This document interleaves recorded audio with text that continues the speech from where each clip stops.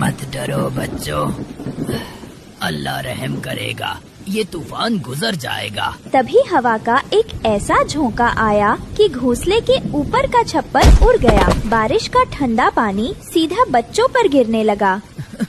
या खुदा, मेरे बच्चों को बचा लो, मैं इन्हें कहाँ लेकर जाऊँ? पास के एक मजबूत पेड़ की ओट में एक शिकारी चील ये सब देख रहा था। उसकी आंखें चमक रही थीं।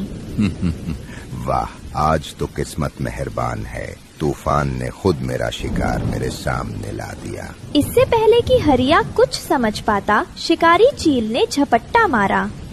नहीं नहीं, रहम करो, मेरे बच्चों को। दोस्तों, ये रहे हमारी आज की वीडियो के प्यारे सब्सक्राइबर्स और फॉलोअर्स के नाम। नंदिनी, यूसुफ, शुभ्रा, रंज भामनिया, भावलीन। जो नहीं चुने गए, चिंता मत करो, अगली बार तुम भी बन सकते हो जंगल के सुपरस्टार। दोस्तों, अगर आप भी चाहते हैं मैं आपका नाम अपनी कहानी में लूं, तो देर किस बात की, जल्दी से कमेंट करके अपना नाम हमें भेजें। छोड़ दो, खुदा के वास्ते इन्हें छोड़ दो। तूफान में कमजोरों का यही अंजाम होता है, ये मेरी दावत है। हरिया तोता बेबसी से रोता रहा और चील उसके बच्चों को लेकर अंधेरे में गायब। रानो चिड़िया और उसका पति कुक्कू चिड़ा अपने घोंसले के लिए तिनके जमा कर रहे थे। तभी उनकी नजर एक खौफनाक मंजर पर पड़ी। एक जंगली बिल्ली, एक मुर्गी और उसके छोटे छोटे चूजों के पीछे पड़ी थी। मुर्गी बदहवास अपने बच्चों को बचाने के लिए भाग रही थी। भागो बच्चों, जल्दी! लेकिन बिल्ली ने एक चूजे को दबोच ही लिया। देखिए जी, वो बेबस बच्चा। हम क्या कर सकते हैं रानो, यही जंगल का दस्तूर है, मजबूत हमेशा कमजोर पर हावी होता है। एक भयंकर तूफान के बाद जंगल सहमा हुआ था। हर तरफ तबाही के निशान थे। रानो चिड़िया अपने बच्चों के लिए दाना ढूंढ रही थी। तभी उसकी नजर झाड़ियों में पड़े एक घोंसले पर पड़ी। हाय, इस तूफान ने कितना नुकसान किया है। बेचारा अनाथ बच्चा बिल्कुल अकेला है। रानो ने देखा घोंसले में एक छोटा बेबस बच्चा कांप रहा था। रानो की ममता जाग उठी। वो उस बच्चे को अपने साथ अपने घोंसले की तरफ ले उड़ी। रानो जब बच्चे को लेकर घोंसले में पहुंची तो उसके अपने बच्चे गुड़िया और कुकू उसे देखकर हैरान हो गए। माँ, ये कौन है? ये तो हमारे जैसा नहीं दिखता। बेटा, ये तुम्हारा छोटा भाई है। आज से ये हमारे साथ ही रहेगा। मैंने इसका नाम राजा रखा है। रानो अपने बच्चों के साथ साथ राजा को भी दाना खिलाने लगी। ये खबर जंगल में आग की तरह फैल गई। शाम को सभी पंछी बड़े पेड़ पर जमा हुए। कालू कौवा और गोरी कौवी सबसे आगे थे। रानो बहन, आप ये क्या कर रही हैं? आप जिस बच्चे को घर लाई हैं, वो कोई आम पंछी नहीं है। रानो, ये एक चील का बच्चा है। चील जो हमारे बच्चों का शिकार करते हैं। आप अपनी ममता में अंधी हो गई हैं। कालू भाई, ये अभी एक मासूम बच्चा है। इसकी माँ मर गई। क्या मैं इसे मरने देती? इसकी फितरत चाहे जो हो, मेरी परवरिश उसे बदल देगी। ये मेरा बेटा है। वक्त गुजरता गया। राजा अब गुड़िया और कुकू से बड़ा और मजबूत दिखने लगा था। रानो तीनों को बराबर प्यार करती, लेकिन राजा की भूख बहुत ज्यादा थी।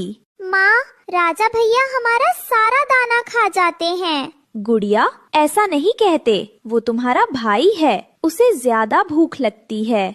राजा चुपचाप सब देख रहा था। उसकी आंखें जंगल में उड़ते छोटे पंछियों पर टिकी थीं। एक दिन हरिया तोता और बबली कबूतरी जमीन पर दाना चुग रहे थे। तभी रानो का बेटा राजा, जो अब उड़ने लगा था, तेजी से नीचे आया।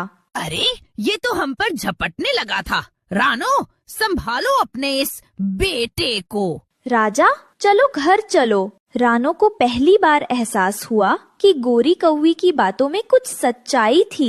राजा अब बड़ा हो गया था। उसके पंख मजबूत और पंजे नुकीले हो गए थे। एक दिन रानो दाना लेकर लौटी, लेकिन घोंसले का मंजर देखकर रानो की चीख निकल गई। राजा अपने छोटे भाई कुकू चिरा को अपने पंजों में दबाए बैठा था।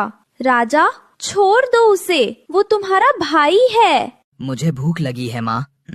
ये सिर्फ खाना है। जंगल में रानो की ममता के चर्चे तो थे, लेकिन अब सब खौफ में बदल रहे थे। बंटी कबूतर अपने घोंसले में परेशान बैठा था। सुनते हैं जी, रानो का वो बेटा अब बड़ा हो गया है। हमारे बच्चों को बाहर खेलने मत भेजा कीजिए। क्या कहूँ बबली, रानो बहन ने अपनी ममता में जहर पाल लिया है। वो चील है, चील कभी घास नहीं खाता। भगवान खैर करे, उस बेचारी को कौन समझाए। ममता अपनी जगह है, लेकिन फितरत अपनी जगह। कुछ ऐसी ही बातें बिंदिया चिड़िया और उसके पति वीर चिड़ा के घर भी हो रही थीं। मुझे तो समझ नहीं आता, कालू कौवे ने, गोरी कौवी ने, सबने उसे रोका था, लेकिन वो नहीं मानी। आप मर्द हैं, आप एक माँ का दिल नहीं समझेंगे। वो उसे मिला तब वो एक लाचार बच्चा था। रानो ने उसमें सिर्फ एक बेटा देखा, शिकारी नहीं। और अब वही बेटा पूरे जंगल के बच्चों की जान का दुश्मन बनेगा। हमारी गुड़िया भी तो रानो की गुड़िया के साथ खेलती है।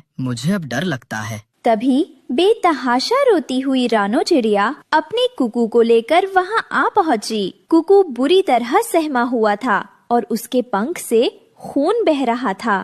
रानो, क्या हुआ? तुम इस तरह, और कुकू को क्या हुआ? कुकू के पट्टी कर दो, ये घायल है। क्या उसने बच्चों पर हमला कर दिया? वो कुकू को उसने कहा, ये मेरा खाना है। रानो, हिम्मत रखो बहन। हमने तुम्हें समझाने की कोशिश की थी। मैं क्या करती? मैंने उसे अपनी औलाद की तरह पाला। मैंने सोचा था मेरा प्यार उसे बदल देगा, लेकिन मैं गलत थी। अब रोने से कुछ नहीं होगा रानो। वो एक शिकारी है और उसकी फितरत जाग गई है। रानो चिड़िया कुकू की पट्टी कराकर घर वापस आ जाती है। तभी आसमान में खूंखार चील शिकारी मंडराने लगा। उसकी नजर रानो के घोंसले पर थी। वाह, आज तो दावत होगी। एक चिड़िया और उसके 3 बच्चे। चील शिकारी ने रानो के घोंसले पर हमला कर दिया। रानो ने गुड़िया और कुकू को एक मटके में छिपा दिया और वो शिकारी चील से लड़ने लगी। रानो बुरी तरह जख्मी हो गई। राजा, बेटा, मदद करो। राजा, जो अब तक चुप था, उसने शिकारी चील को देखा। शिकारी चील ने उसे देखा और हंसा। अरे, तू तो हमारे खानदान का है। इन छोटे पंछियों के साथ क्या कर रहा है? आ, मेरे साथ। राजा ने एक नजर जख्मी रानो को देखा और फिर उस शिकारी चील को। उसके अंदर का शिकारी जाग उठा, लेकिन अगले ही पल राजा शिकारी चील पर टूट पड़ा। खबरदार, जो मेरी माँ और मेरे भाई बहनों को हाथ लगाया। 2 चीलों में भयंकर लड़ाई हुई। राजा अपनी माँ के लिए लड़ रहा था। आखिरकार जख्मी शिकारी चील को वहाँ से भागना पड़ा। रानो अपने जख्मों के बावजूद राजा के पास गई। गुड़िया और कुकू डर से कांप रहे थे। राजा, मेरे बेटे, तुमने आज मेरी जान बचाई, लेकिन ये घोंसला अब तुम्हारा घर नहीं है। माँ, तुम एक शिकारी हो। तुम्हारी जगह ये छोटा घोंसला नहीं, वो खुला आसमान है। तुम मेरे बेटे हो, लेकिन तुम चिड़िया नहीं हो। रानो ने राजा को प्यार किया। राजा भी अपनी माँ से लिपट कर रोया। जाओ बेटा, अपनी जिंदगी जियो, लेकिन वादा करो कभी इस जंगल के बेबस पंछियों का शिकार नहीं करोगे। भारी दिल से राजा ने अपने पंख फैलाए और ऊंचे आसमान की तरफ उड़ गया। रानो चिड़िया अपने टूटे घोंसले